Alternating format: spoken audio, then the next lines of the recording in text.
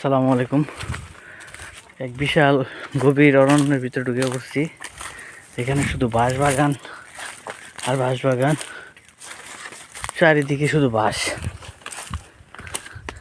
ঝুপঝাপ, শুধু খালি বাঁশ আর বাঁশ,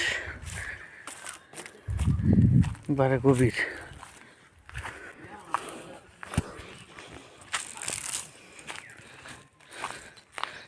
খালি বাঁশ বাগান আর বাঁশ, মানে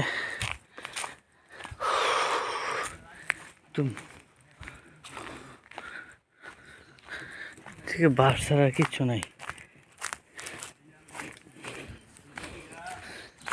অন্যরকম অনুভূতি। বাঁশ বাগানের ভিতর দিয়ে হাঁটতেছি, দেখেন বিশাল এরিয়া জুড়ে বাঁশ বাগান।